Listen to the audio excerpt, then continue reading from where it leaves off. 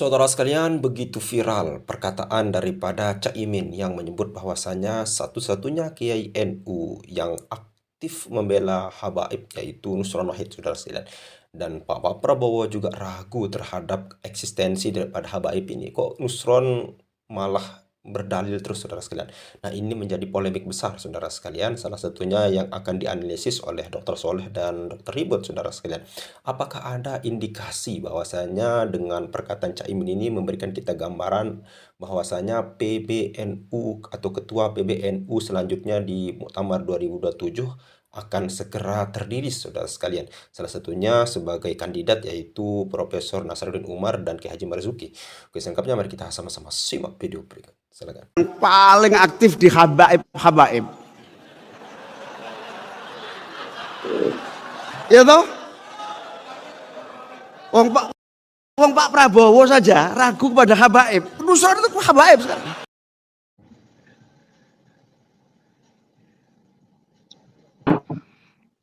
Ya, itulah cuplikan yang sempat saya potong. Kemudian di roastingan itu sebetulnya tidak hanya merosting Nusron Wahid, tetapi yang menarik ada beberapa poin. Yang pertama, ketika Gus Muhaimin mengatakan bahwa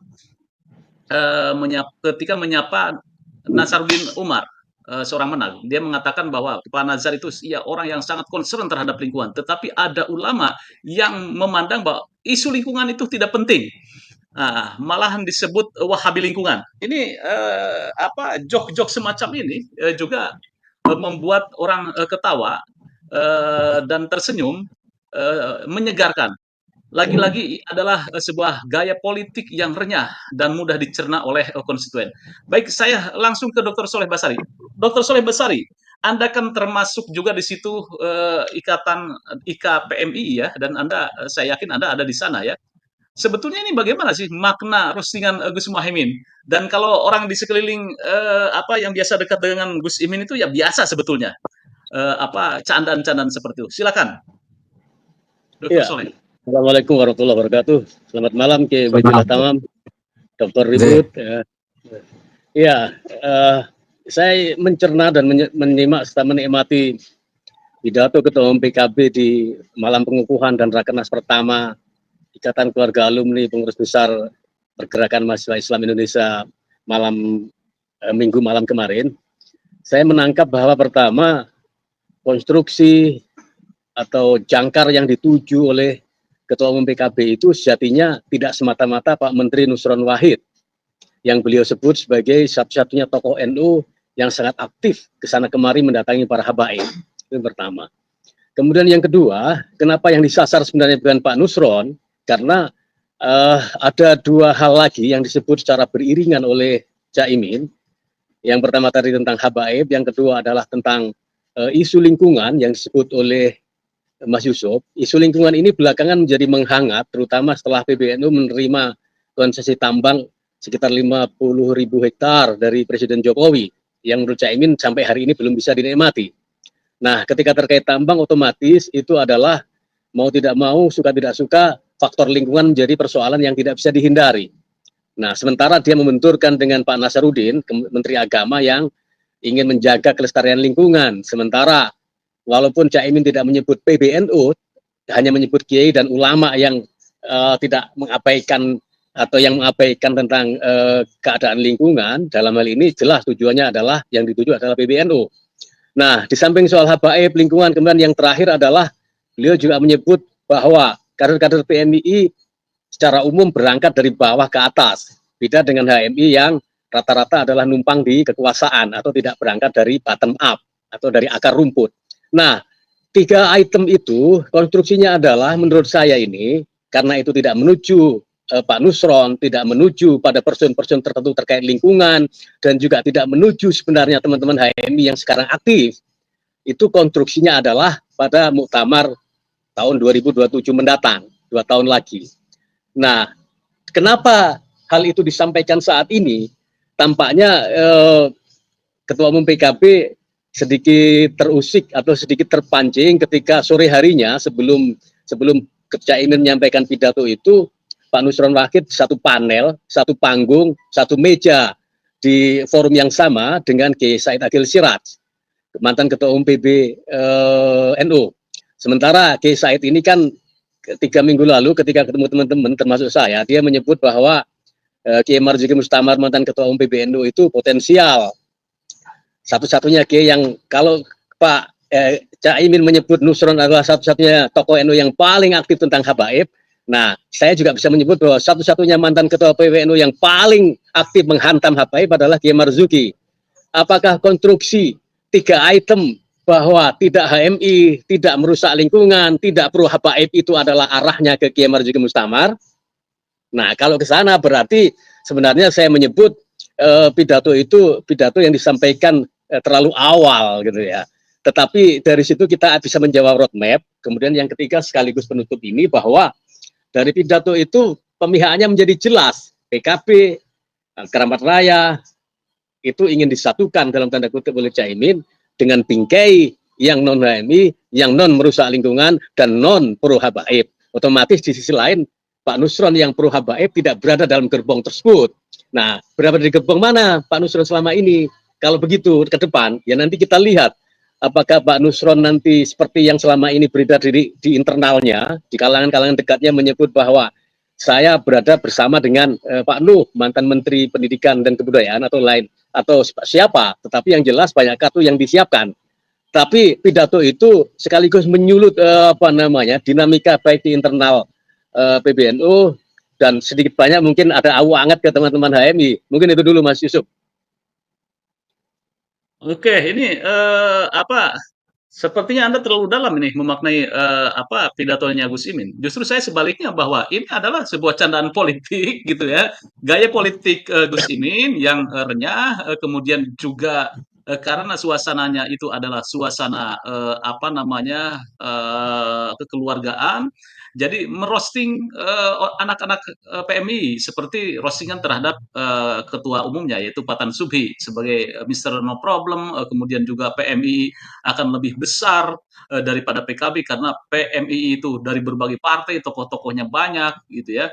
Nah, kemudian juga sempat merosting itu kan ya. Sang ketua umum Patan Subhi itu sepertinya menjadi ketua umum IKPMI biar disebut ketum atau ketua umum karena untuk menjadi ketua umum PKB itu ya agak-agak jauh lah. Ini kan sebetulnya gaya politik yang khas oleh orang NU gitu ya. Sepertinya Pak Soleh itu terlalu dalam itu memaknai kontekstualitasnya pidato Gus Imin. Gimana Pak Soleh? Iya, itu kan forum politik, ya, forum rakernas dan pengukuhan keluarga alumni, pengurus besar. Satu itu. Kedua, pidato itu disampaikan oleh tokoh politik. Kemudian yang ketiga, kalau konten dan muatannya itu adalah dimaknai secara politik, menurut saya itu hal yang lazim. Nah, bahwa disampaikan secara joke, secara jenaka, secara kelakar, ya memang profiling kita tentang Caimin kan orang yang sangat santai, orang yang sangat sebenarnya Mr. No Problem itu bukan hanya Pak Fathan ya, tapi Caimin kayaknya juga begitu kan itu. Nah, bahkan Pak Fathan sendiri sering menyebut bahwa sebenarnya saya jadi ketua umum PBIK ini kan apa ininya, kan saya kan hanya penugasan ketua umum kan gitu. Jadi mereka saling lempar batu ya, tapi yang jelas mereka berdua yang tahu. Tetapi bahwa menurut saya roastingan terkait HMI itu sekedar gimmick saja, dan lagi-lagi saya menyebut yang disasar sebenarnya bukan teman-teman aktivis HMI ya, tapi yang disasar adalah mantan-mantan aktivis HMI atau alumni-alumni yang mematut diri untuk bertarung kembali di perhelatan muktamar mendatang kan gitu. Nah, kemudian secara jelas dia membuat kualifikasi, membuat semacam prasyarat ya semua akan saya dukung dengan 3 hal itu gitu. Nah, kemudian itu kan yang disebut personal kan setidaknya ada 2 ya. Pertama Pak Bos Fathan, yang kedua adalah Pak Menteri Nusron Wahid. Pak Bos Fathan disebut sebagai Mr. No Problem gitu kan. Kemudian Pak Nusron disebut sebagai aktivis yang luar biasa yang perlu beri gelar selalu punya ide, punya gagasan yang menurut dia sebenarnya tidak selalu berhasil gitu. Nah, tetapi kan penyebutan Nusron Wahid itu jelas terkait dengan PBNU. Sama persis paralel dengan penyebutan Pak Bos Fathan itu terkait dengan ketua umum PKB mendatang. Makanya beliau menyebut bahwa ini cara elegan untuk membunuh lawan gitu kan. Jadi dengan cara menyebut bahwa IKPMI itu lebih besar daripada PKB karena ada lintas partai di situ gitu kan.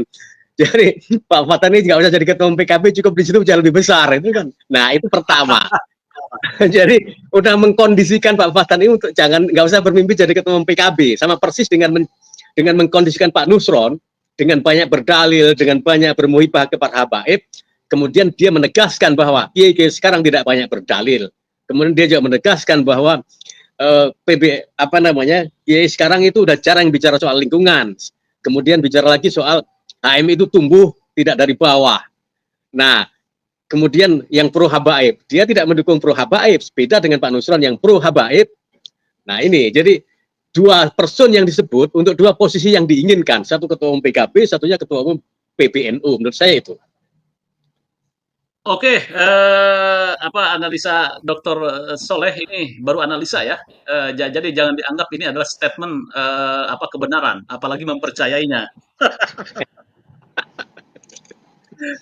Baik, saya langsung ke Dr. Ribut. Dr. Ribut, gimana Anda memandang bahwa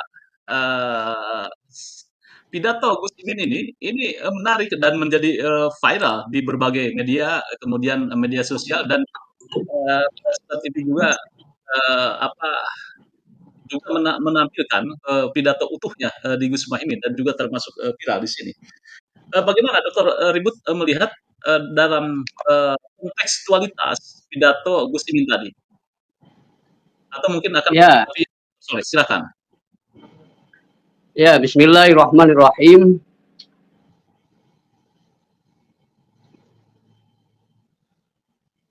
Basyari, dan tak lupa juga dengan Pak Yusuf Mars. Tadi saya mendengarkan bagaimana analisa politik dari Dr. Soleh itu terkait dengan konteks bagaimana Gus Imin menyampaikan masalah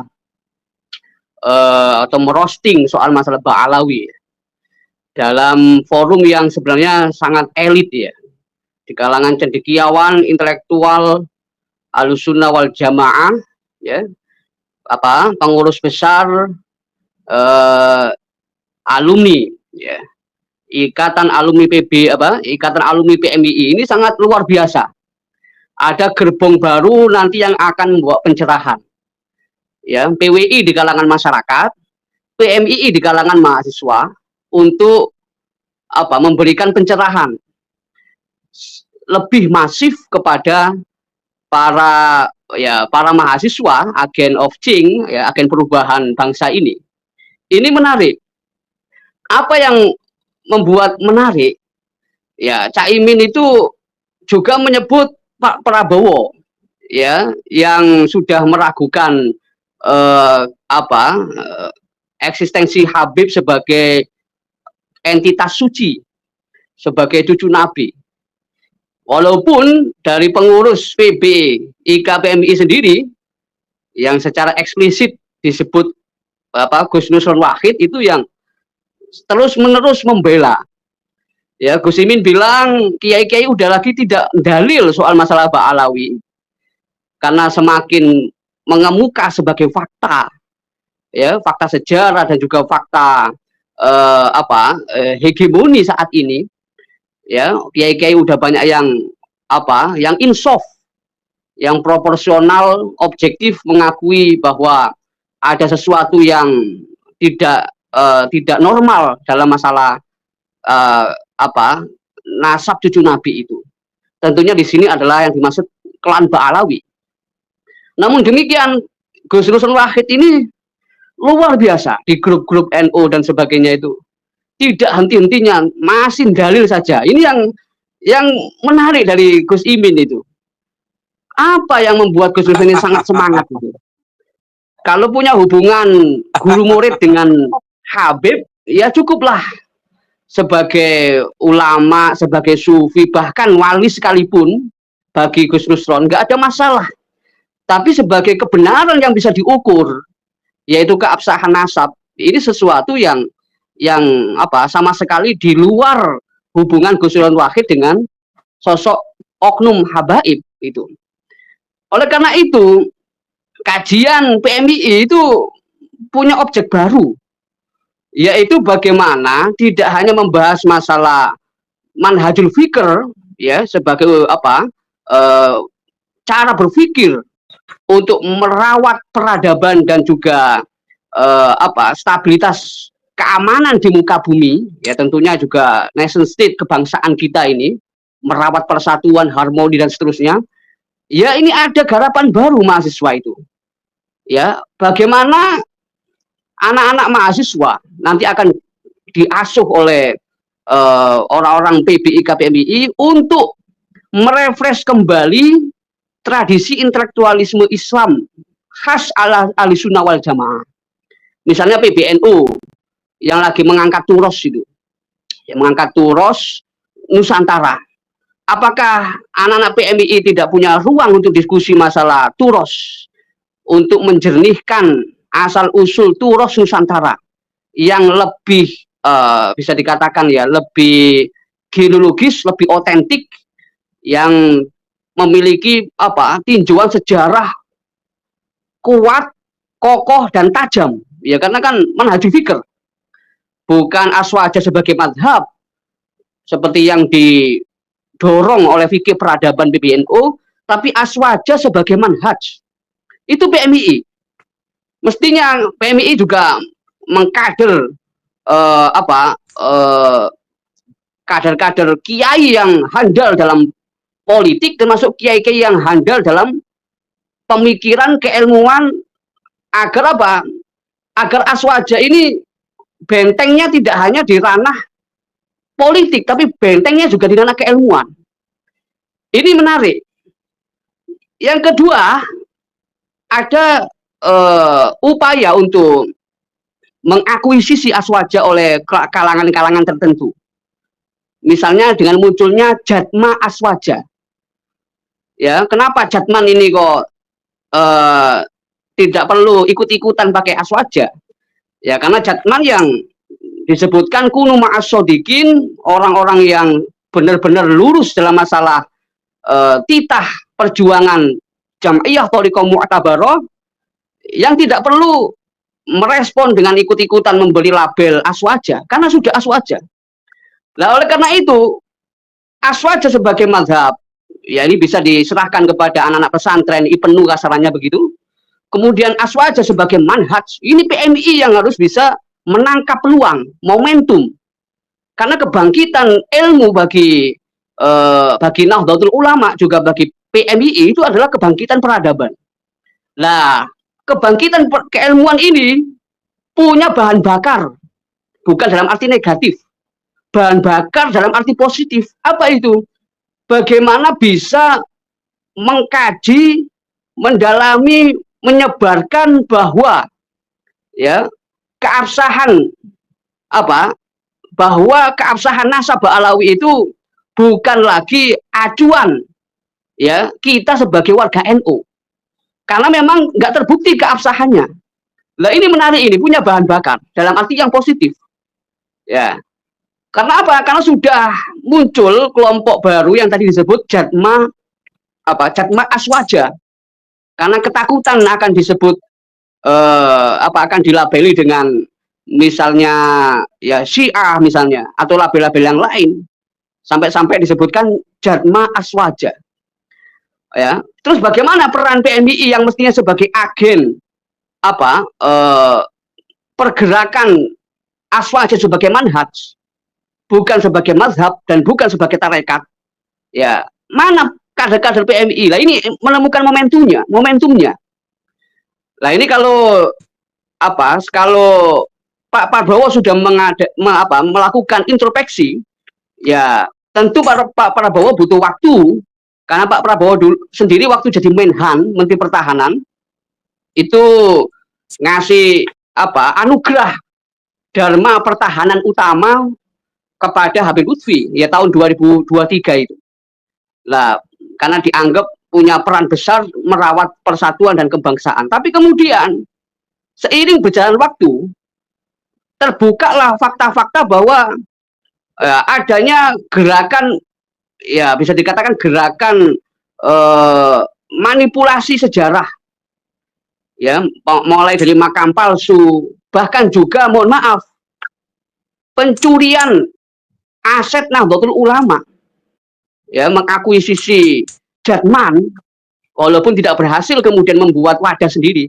Ini akan menjadi pelajaran bagi Pak Prabowo, sehingga Pak Prabowo sendiri nanti akan beralih dari posisi ragu ya bahwa tentang nasabah Alawi itu, akan beralih yakin bahwa Pak Alawi ini ya biasa, bukan sosok suci seperti apa seperti yang disebut-sebut sebagai cucu Nabi.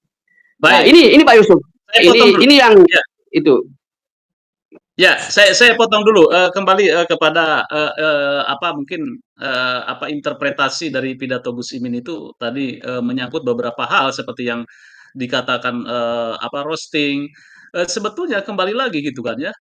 Ini kan gaya bicara atau gaya komunikasi para santri, gaya NU yang apa sering yang renyah. Dan kemudian juga ketika orang dikritik itu tidak terasa bahwa dia sedang dikritik. Ini sebetulnya bentuk sebuah kalau di dalam apa pendekatan kayak Antonio Gramsci pendekatan budaya bahwa budaya ini bagaimana hegemoni budaya ini tidak lagi menggunakan senjata, kemudian juga menggunakan alat perang, tetapi bagaimana budaya itu secara berjalan secara apa natural, kemudian juga kalau kita lihat ini nggak Dokter Soleh atau Dokter Ribut, teorinya komunikasi Walter Fisher juga mengatakan bahwa sebagai simbol-simbol ini penting untuk digunakan. Nah, Gus Imin itu apa dengan teori koherennya bagaimana apa interaksi antara dia yang berbicara kemudian juga dengan audiens itu koheren satu kesatuan sehingga cair. Nah, ini mungkin Dokter Ribut Anda bisa melihat ke arah sana bahwa ini adalah bukan sebuah apa apa kritik yang betul-betul membabi buta, tetapi ini adalah pesan-pesan yang dibungkus dengan narasi-narasi yang ala santri. Gimana, Dokter Ribut Anda melihatnya? Ya, itu sebenarnya ya seperti merosting apa Gus apa Nusron itu dengan gojlokan politik dengan humor yang luar biasa natural, itu memang ya ciri khas dari santri, ciri khas dari Nahdlatul Ulama.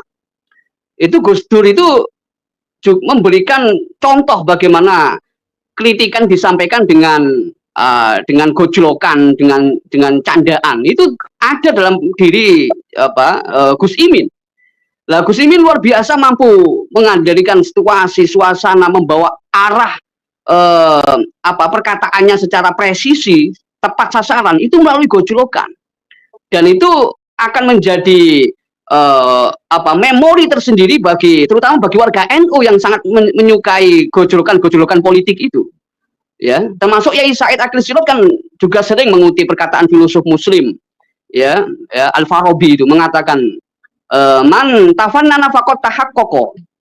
Ya, man tafannan, siapa yang apa menghidupkan seni, dia akan sampai pada hakikat, pada kebenaran, termasuk seni retorika, seni bercanda, seni menyampaikan sesuatu apa suatu kritik tanpa apa disadari oleh yang dikritik, seperti teori komunikasi yang disebutkan oleh Pak Yusuf tadi. Ini sebenarnya ya apa karakter-karakter pemimpin santri memang demikian. Memang demikian. Oleh karena itu, dengan adanya pencerahan masalah masalah hegemoni Ba'alawi yang menyebar dan turun-temurun ini, itu bisa dipecahkan tidak dengan kekerasan, tapi dipecahkan dengan candaan-candaan ala NU seperti itu. Kenapa? Karena tujuannya adalah pencerahan kesadaran.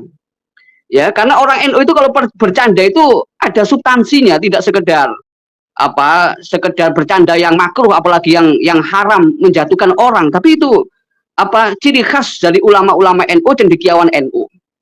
Jadi kembali lagi Pak Yusuf, saya menggarisbawahi bahwa seni kritik yang dimiliki oleh Caimin itu nggak jauh dengan seni kritik yang dimiliki oleh Gus Dur, dan itu akan punya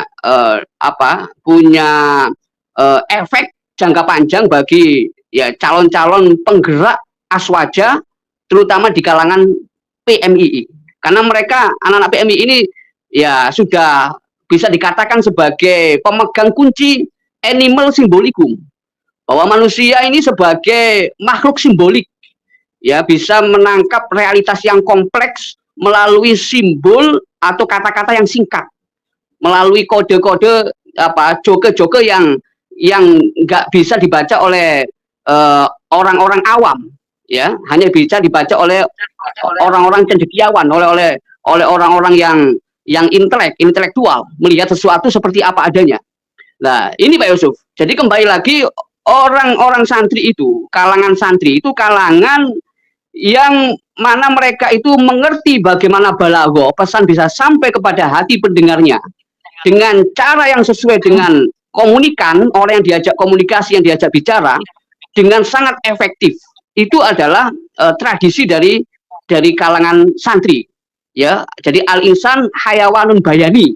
Kalau filosof menyebut al-insan hayawanatik, kalau sufi menyebut al-insan hayawan hassas, kalau apa politisi-politisi ulung negarawan ya itu cukup dengan al-insan hayawanun bayani.